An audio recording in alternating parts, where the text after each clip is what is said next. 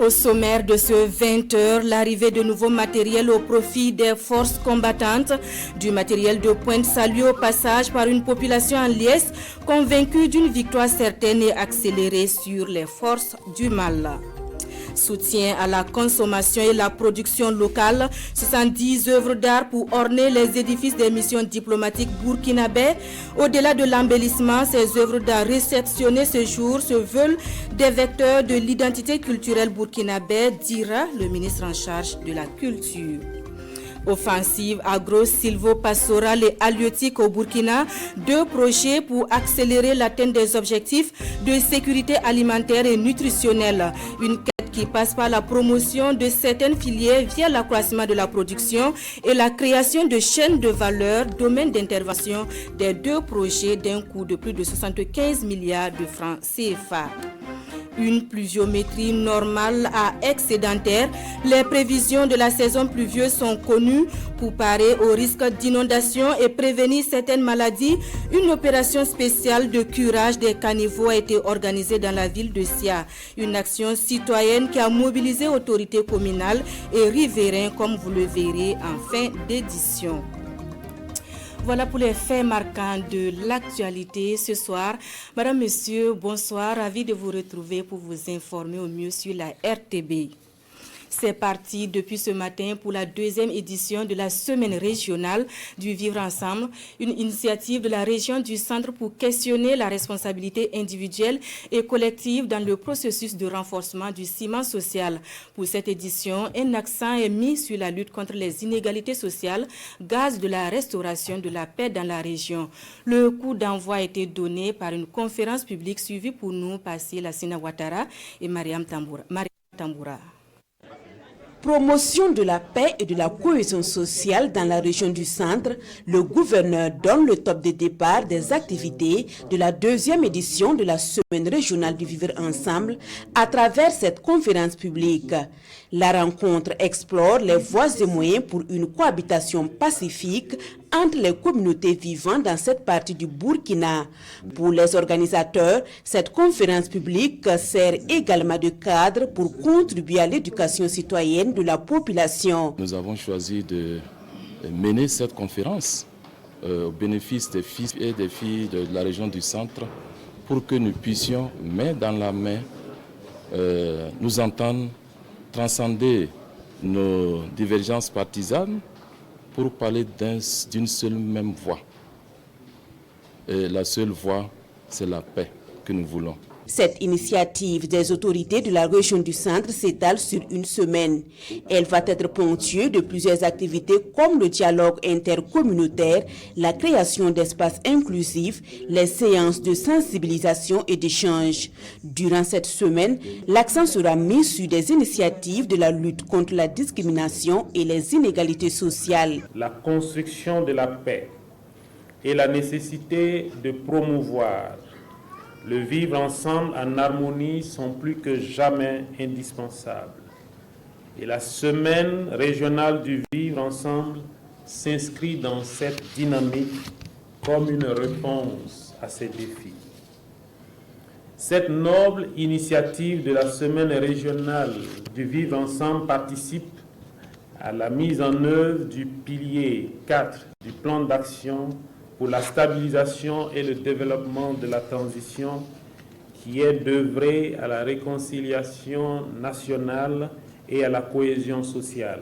La 2e édition de la semaine régionale du Vivre Ensemble se déroule du 21 au 25 mai 2024. Elle se tient sous le thème « Renforcement de la cohésion sociale, gage de restauration de la paix et de la sécurité dans la région du Centre ». Elle fait une interpellation individuelle et collective sur le rôle que chacun doit jouer en faveur de la promotion du vivre ensemble et de la cohésion sociale, socle de tout développement. Créer les conditions d'une paix durable, le combat est aussi mené par la Commission nationale pour les réfugiés. Elle sensibilise les demandeurs d'asile et autres populations cibles sur leurs droits et leurs responsabilités. En filigrane, une cohabitation pacifique entre communautés au Burkina Faso. Les échos avec Salif Belem et Karim Bikenga. L'objet de cet atelier, la cohabitation pacifique entre les communautés au Burkina Faso. Les participants recherchent les solutions pour permettre aux réfugiés résidant au Burkina Faso et les personnes déplacées internes de vivre en symbiose avec les communautés hôtes. Ils répondent à un appel de la CONAREF, la Commission nationale pour les réfugiés. Il s'agit d'un atelier qui regroupe à la fois les réfugiés, les PDI, les acteurs de l'administration, mais également les chefs coutumiers, les hommes religieux, en tout cas tous ces acteurs-là qui peuvent contribuer à créer les conditions de paix et de cohabitation pacifique. Cet atelier est le lieu de rappeler les dispositions légales relatives à l'accueil des réfugiés au Burkina Faso. Il prévoit les mêmes droits pour les réfugiés et pour les nationaux. Et pour les réfugiés, cet atelier va renforcer leurs conditions de vie, déjà acceptables. Je me suis même oublié que je suis réfugiée. Parce que quand tu quittes chez toi et que tu viens dans un autre pays, on t'accueille bien. Tu peux dire que tu es comme chez toi. En tout cas, je suis très contente. On n'a aucun problème ici. Tout en saluant leurs conditions d'accueil, les réfugiés formulent des doléances à l'endroit des autorités burkinabées. Ils souhaitent des facilités pour l'obtention des documents et l'accès aux emplois.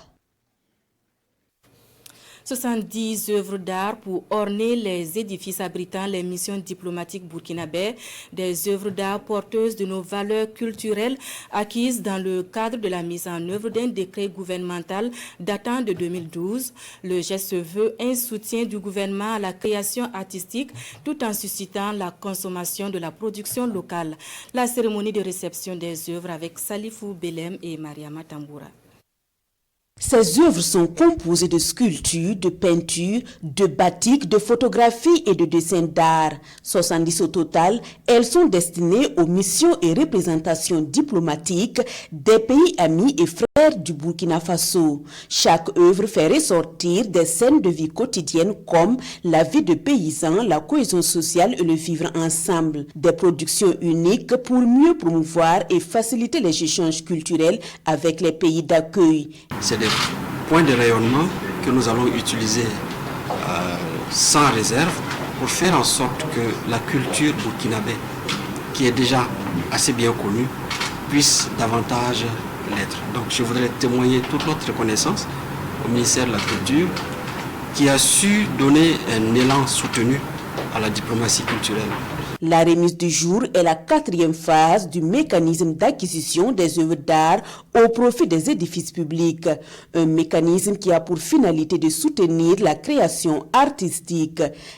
Le choix stratégique de mettre exclusivement à la disposition de nos ambassades cette collection se justifie par une volonté, d'une part, de faciliter l'accès aux œuvres d'art à nos compatriotes et d'autre part, à conférer une identité culturelle à ces édifices aux fins de la diffuser et de la valoriser. Au-delà de l'embellissement que procurent ces œuvres à ces locaux, ce sont des enseignements, des messages et des valeurs sociétales et culturelles qu'elles véhiculent. Cela commande que les bénéficiaires soient aux côtés des techniciens du département en charge de la culture, des véritables médiateurs culturels pour la diffusion de ce patrimoine artistique. Déjà, nous sommes contents pour le fait que le mécanisme d'acquisition existe. S'il y a un deuxième avantage qui consiste à promouvoir ces œuvres, tant au Burkina Faso et à l'étranger, comme c'est dit ici, vraiment nous nous réjouissons. Et dans cette même vision de diffuser la culture burkinabé, les artistes plasticiens et appliqués pourront désormais et de façon annuelle voir leurs œuvres exposées au ministère des Affaires étrangères, de la coopération régionale et des Burkinabés de l'extérieur. Une annonce faite par le chef du département qui rassure par ailleurs de la transmission dans les meilleurs délais de ces œuvres dans les représentations diplomatiques identifiées. Que retenir de la première année de mise en œuvre du cadre de coopération intérimaire des Nations Unies au Burkina Faso? Sur la question, les parties prenantes, le gouvernement burkinabé et le système onusien au Burkina étaient en conclave hier. Et c'est un bilan positif qui a été dressé par les deux parties. Des recommandations ont été faites pour plus d'impact des interventions sur le quotidien des populations. On fait le point avec Rasmane Zoundi et Moumouni Wanga.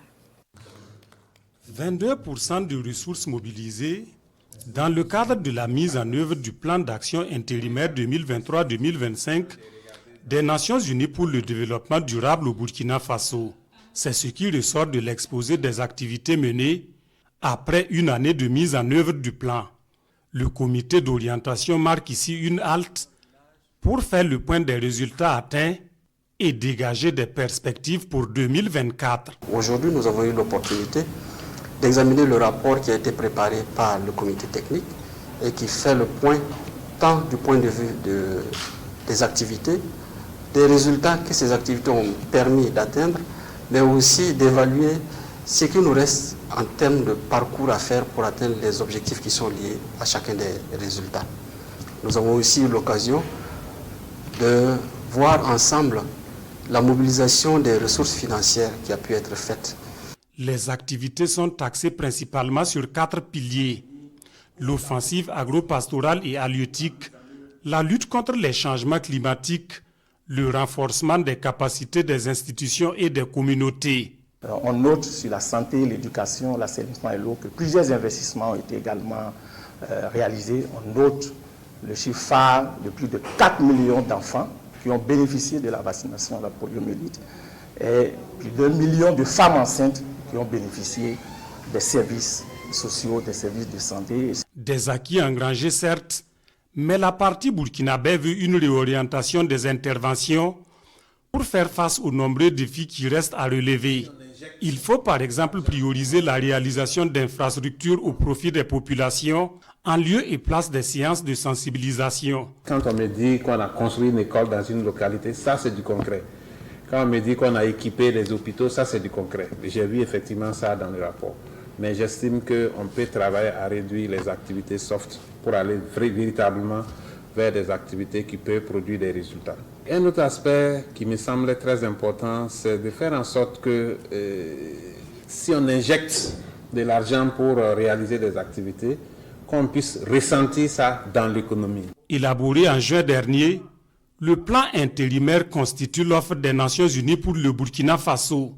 Il s'articule sur les priorités du gouvernement burkinabé sur la période 2023-2025. L'actualité ce 21 mai, c'est aussi le lancement de 2 projets dans le secteur agricole, 2 projets financés par la Banque africaine de développement et l'État à hauteur de plus de 75 milliards de francs CFA. Ils portent renforcement de la résilience à l'insécurité alimentaire et nutritionnelle, mais aussi création et développement de chaînes de valeur de certaines filières agro-silvopastorales et halieutiques. Le coup d'envoi des 2 projets a été donné ce matin en présence de Jean-Eudes Bayala et Moussaki. Près de 75 milliards de francs CFA pour la mise en œuvre de 2 projets agricoles dont les activités sont ici officiellement lancées. Et il s'agit de projets de développement intégré des chaînes de valeur maïs, soja, volaille et poissons et de résilience PIMSAR et du projet 2 du programme de renforcement de la résilience à l'insécurité alimentaire et nutritionnelle au Sahel P2-P2RS. Les projets toucheront directement environ 155 000 ménages agricoles, près de 1 million de bénéficiaires indirects, tous constitués d'au moins 50% de femmes et de jeunes et d'environ 7 500 personnes déplacées internes. Le PIMSAR et le P2-P2RS sont donc des instruments opérationnels du plan d'action pour la stabilisation et le développement du gouvernement de la transition et de l'offensive agro-pastorale et halieutique 2023-2025. Construction d'infrastructures, aménagement de bas-fonds agricoles et reconstitution du capital productif, la mise en œuvre du PIMSAR et du P2-P2RS devrait améliorer la sécurité alimentaire et nutritionnelle et créer des emplois au Burkina Faso. La Banque africaine de développement contribue à ces 2 projets à hauteur de 62 milliards de francs CFA.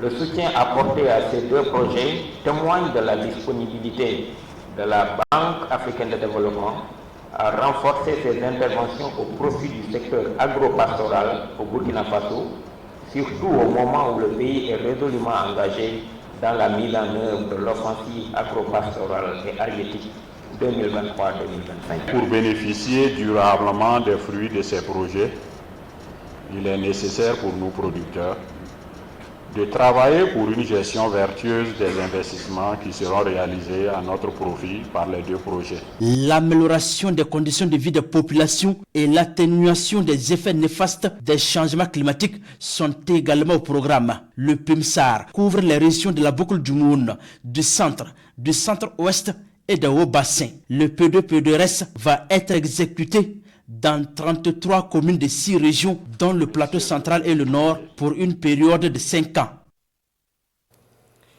Et que disent les prévisions météorologiques pour la saison pluvieuse qui s'annonce? D'une manière générale, il est attendu des pluies à tendance normale à excédentaire.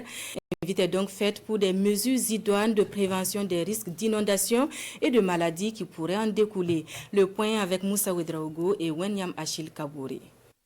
Prévision saisonnière agro-hydroclimatique, cette année, il est attendu une saison des pluies globalement humide au Burkina Faso. C'est ce à quoi sont parvenus les experts de l'Agence nationale de la météorologie, ANAM et ses partenaires. Du point de vue des cumuls pluviométriques, on s'intéresse au cumul des mois de juin, juillet et août. Et ensuite, pour les mois de juillet, août, septembre. Alors, en commençant par la dernière partie, juillet, août, septembre, les prévisions donnent des tendances excédentaires à normales. Cela veut dire qu'il est attendu des cumuls pluviométriques supérieurs à ce qu'on a l'habitude d'observer au Burkina Faso. Donc, nous pouvons considérer que pour cette période-là, nous aurons une période humide, donc des excédents de pluie. C'est ce qui est prévu. Pour la première partie de la saison pluvieuse, c'est-à-dire juin, juillet, août, on a constaté que sur le territoire, il y a deux zones. Alors, sur la majeure partie du territoire, on attend des quantités, des cumuls excédentaires à tendance normale, mais sur une partie, le sud-est et le sud-est, bon, les tendances sont normales à déficitaires. Le caractère globalement pluvieux attendu sur l'ensemble du territoire national aura une répercussion sur les écoulements des bassins fluvieux du pays. Par rapport aux écoulements hydrologiques, il a été constaté que tous les principaux bassins fluvieux connaîtront donc des écoulements pluviométriques et hydrologiques excédentaires. Ces prévisions ont été faites sur la base des signaux du mois d'avril et révisées en mai. Elles feront donc l'objet d'une mise à jour à intervalles réguliers. En attendant, au regard du risque d'inondation, les experts recommandent entre autres de renforcer la veille et les capacités d'intervention des agences en charge du suivi des inondations, de prendre des dispositions pour se prémunir des maladies pouvant en découler et de savoir choisir les espèces, variétés et techniques de culture appropriées. Le sésame, la noix de cajou, le karité, la mangue, 4 filières résilientes au changement climatique et promues au Burkina dans le cadre de la mise en œuvre de la zone de libre-échange continentale africaine ZLECAf. Une stratégie de production est donc en cours d'élaboration afin de développer des chaînes de valeur autour de ces filières. Cette stratégie a été soumise pour examen et validation aux experts du domaine. Urbain Benito Somé et Draman Guéné.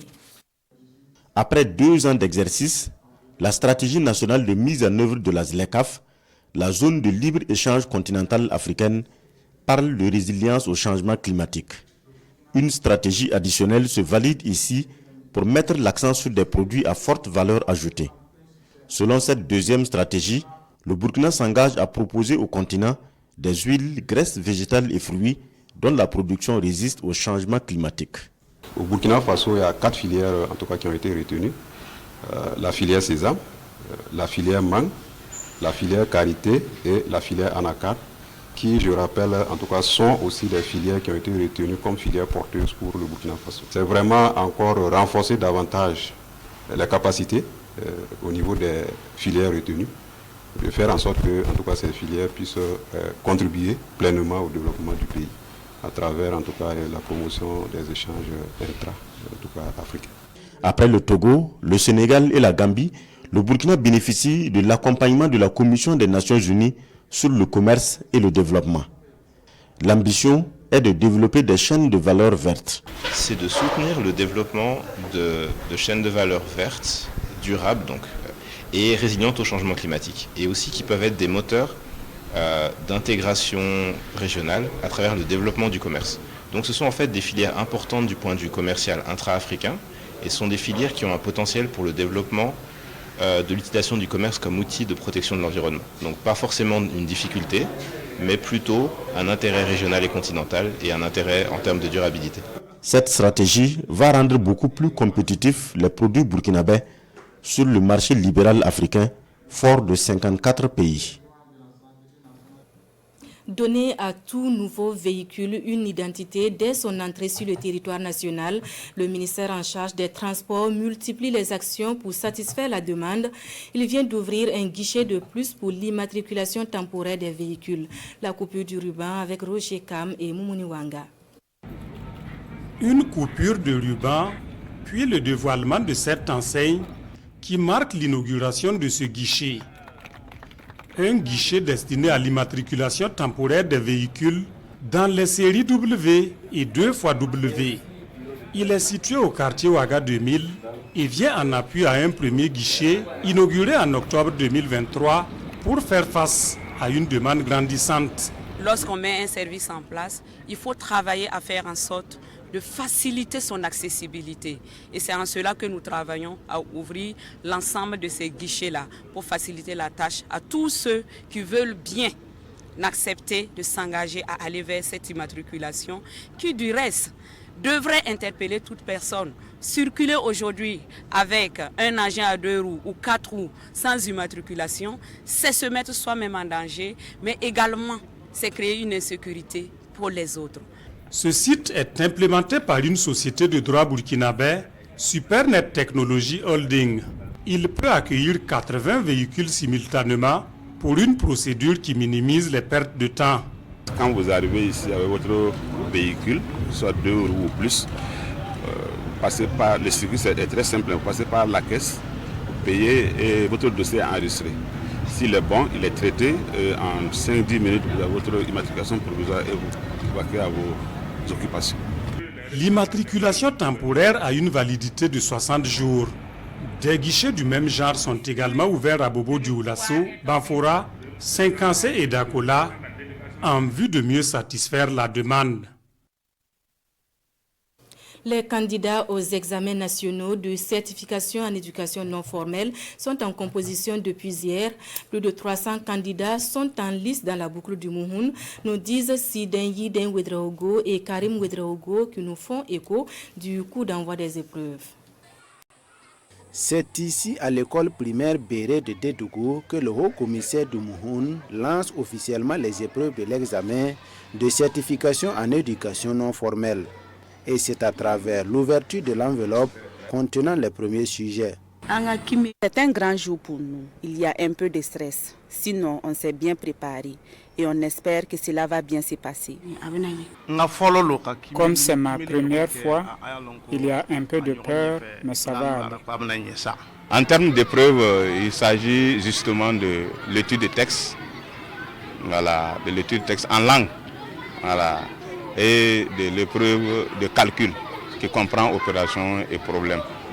Et il y a la lecture aussi qui est une épreuve orale. 3 sujets sont donc concernés par cette évaluation. Et pour cette session de 2024, ce sont plus de 300 candidats qui vont à l'assaut de ce diplôme dans la province du Mouhoun. Nous avons 399 candidats qui sont inscrits, dont 96 hommes et 303 femmes. Donc les langues qui sont retenues pour la province du Mouhoun, c'est le Djoula, le Bouamou et le Moré. Il est organisé chaque année une certification pour permettre à ceux qui désirent évoluer dans cette langue de pouvoir mieux se professionnaliser en obtenant un parchemin. C'est l'occasion pour nous d'inviter les candidats à une meilleure concentration pour qu'ils soient en tout cas mieux inspirés, afin qu'au finish on ait quand même un bon taux d'admission. Dans ce centre de composition de l'école Béré, 15 candidats manquent à l'appel. La délibération est prévue pour le 29 mai prochain. De Dédougou, nous mettons le cap sur la ville de Sia où le ministère en charge de l'éducation nationale et ses partenaires sociaux, techniques et financiers sont en concertation. Sur la table des discussions, le plan stratégique de développement de l'éducation de base et de l'enseignement.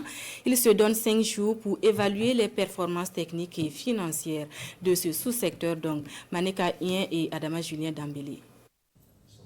Représentants de l'État, de la société civile, des syndicats de l'éducation et autres partenaires techniques et financiers, ils sont tous réunis à travers ce cadre pour dresser le bilan 2023 de la mise en œuvre du plan stratégique de développement de l'éducation de base et de l'enseignement secondaire. À travers essentiellement le rapport physique et le rapport de suivi financier, il s'agit pour ces acteurs d'évaluer point par point les 4 axes stratégiques prédéfinis. Vous avez un axe sur le développement de l'accès à l'éducation formelle et vous avez un axe qui concerne la qualité de l'éducation formelle.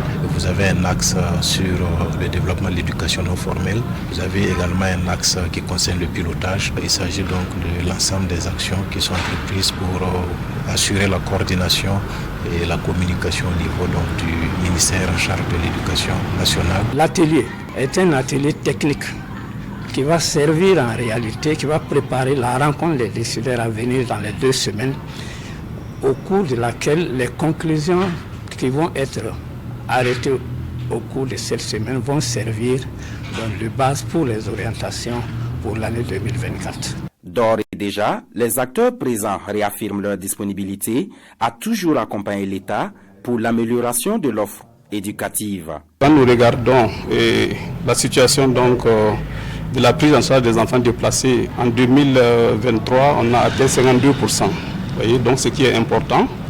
Et nous pensons qu'avec les efforts qui sont en train de se déployer, en 2024, on devrait pouvoir faire mieux. Le plan stratégique de développement de l'éducation de base et de l'enseignement secondaire s'inscrit surtout dans la volonté de disposer d'un système éducatif résilient en harmonie avec le développement économique et social. Faire connaître les opportunités de formation en ingénierie. L'Université Aube Nouvelle a tenu le week-end dernier les 72 heures de l'ingénieur.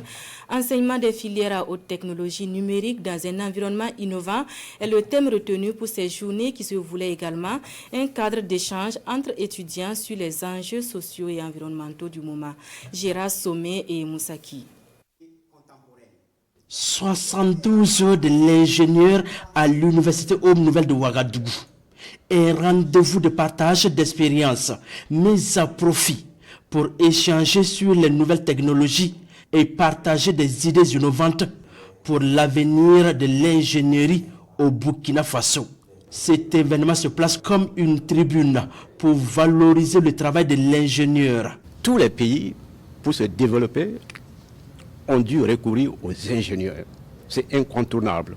Et donc aujourd'hui, nous avons cette vision de réorienter la mission de l'Université Aube Nouvelle en mettant l'accent sur la formation des ingénieurs et des techniciens. Parce qu'au-delà de l'initiative individuelle privée, il faut voir l'action au niveau national et je dirais même au niveau sous-régional, au niveau africain. Et pour cela, nous tenons à féliciter les dirigeants de l'Université Aube Nouvelle et bien sûr son président directeur fondateur pour cette initiative d'accompagnement de la jeunesse dans des formations de pointe. L'objectif principal des 72 heures de l'ingénieur à l'Université Aube Nouvelle est de permettre aux étudiants de développer leurs compétences techniques, leur esprit d'équipe et leur capacité à innover, tout en contribuant au progrès social et économique de leur communauté. En tant que parrain, je leur ai donné une mission. La mission de faire en sorte que le petit Burkinabé qui naît dans le coin le plus reculé ait les mêmes chances qu'un enfant qui est né à Washington, à Paris, à New York ou à Tokyo, en utilisant les TIC. Le lancement des 72 heures de l'ingénieur est une occasion pour inaugurer 2 laboratoires au profit des étudiants. L'ingénierie à l'Université Aube Nouvelle comprend la télécommunication, le génie civil et le génie électrique.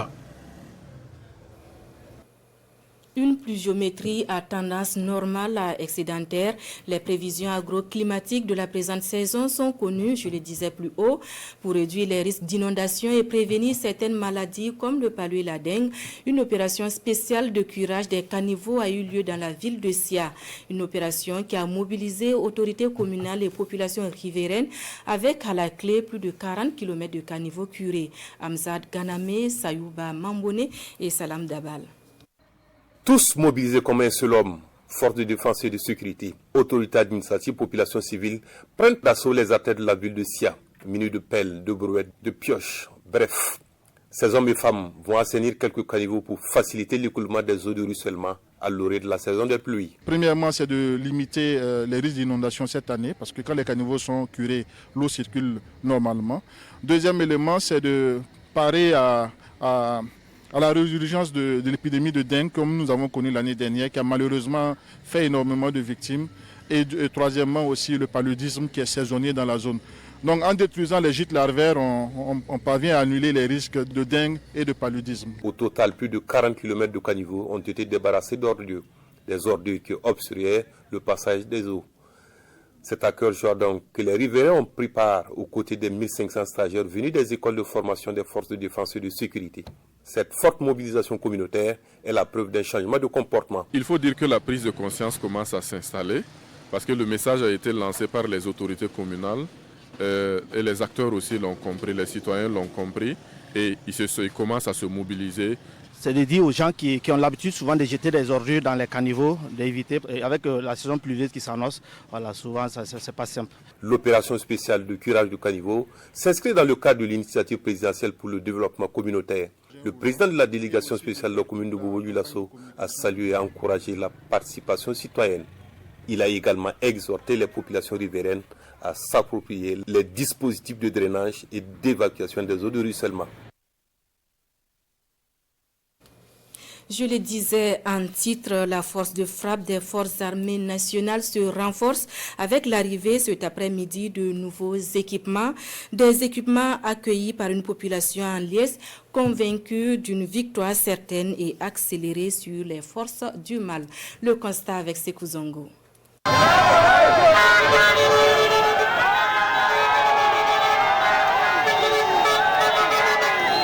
Chaude ambiance ici, à quelques mètres du monument des martyrs de Ouagadougou.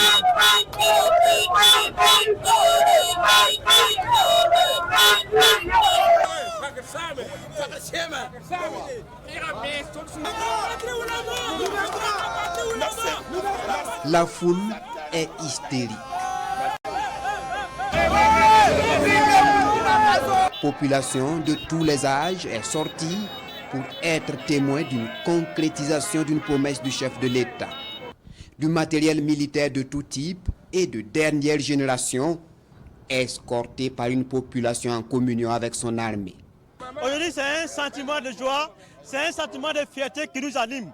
Parce que ce que nous voyons aujourd'hui, jamais dans l'histoire du Burkina Faso, on a vu cela. C'est un matériel militaire que le Burkina Faso a acquis. Aujourd'hui, on peut dire que le Burkina Faso s'inscrit dans les plus grosses armées du monde. Parce que ce que nous venons d'acquérir, c'est du jamais vu. Vraiment, nous sommes très contents.